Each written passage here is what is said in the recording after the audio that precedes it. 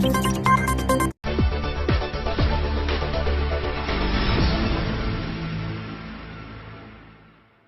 मी विलास आडे, DT news मराठीमध्ये आपलं स्वागत आहे। पाहूयाच्या ठळक घडामोडी। नायगाव परिसरामध्ये पशुवर लंपी स्किन डिसीज या विषाणूचा साथीचा आजार जिल्हा परिषद सदस्य माणिकराव लोगाव यांच्या पुढाकारातून आयोजित करण्यात आले रोग निदान शिबिर।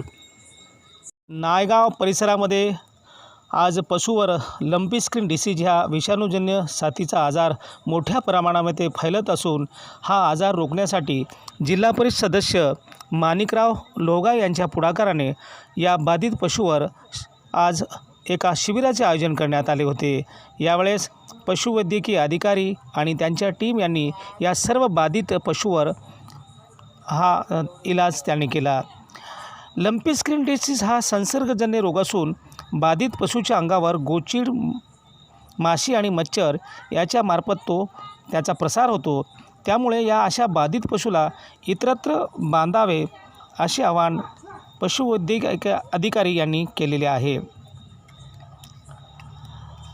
अशा वेळेस जर आपल्याकडे असा आजार या जनावरांना दिसल्यास पशुवैद्यकीय अधिकाऱ्यांशी संपर्क साधावा आणि ह्या जनावरांची काळजी घ्यावी आणि हा आजार नियंत्रित करण्यासाठी त्याच्यावर उपचार करून घ्यावे असं त्यांनी या शिबिराच्या उद्घाटन प्रसंगी बोलले।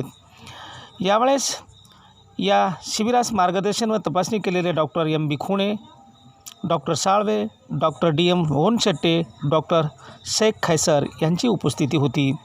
आणि विशेष म्हणजे शासनाची सेवा करूनही सेवानिवृत्त होऊनही डॉक्टरांची कमतरता लक्षात घेऊन लोहगाव यांच्या आव्हानाला प्रतिसाद डॉक्टर हनुमंतराव सुजलेगावकर, डॉक्टर हनुमंतराव तोडे, खाजगी सेवा करणाऱ्या डॉक्टर वाघमारे या सर्वांनी या शिबिराला भेट देऊन या पशुवर उपचार केले। नायगावहून विठ्ठल पाटीलसह डीटी न्यूज मराठी।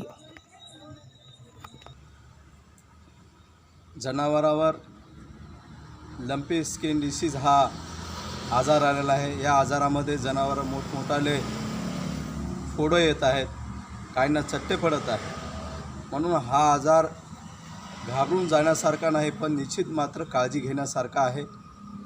या आजारामध्ये तात्काळ आपण अशी लक्षण दिसल्यानंतर आपल्या पशुवैद्यकीय डॉक्टरांशी आपल्याला संपर्क साधायचा आहे आणि ह्या आजाराचं निर्मूलन करण्यासाठी जनावरावर नीमतेल, करंज तेल, निरमा किंवा आपले अंगाची साबण असं याचं एकत्र मिश्रण करून आपल्या गोठ्यामध्ये जनावरावर फवारणी करायची आहे।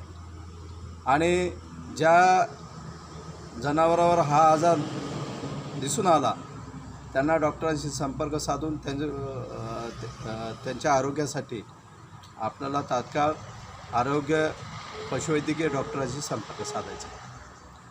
त्यानंतर आताच परवा आम्ही नरसी येथे शिबिर घेतलं।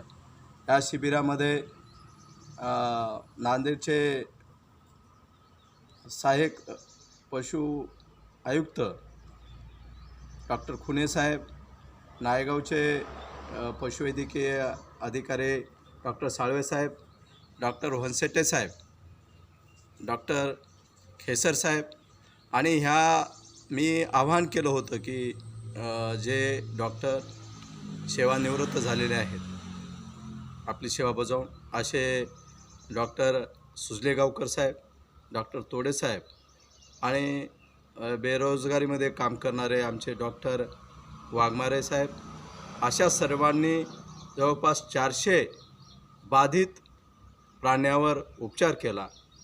आणि बांधवांनो, सर्व शेतकरी बांधवांनो, आपल्याला ही काळजी घ्यायची आहे। हा आजार संसर्गजन्य असल्यामुळं आपण सर्वांनी त्याची काळजी घ्या आणि आपल्या पशुधनाचं संरक्षण करा।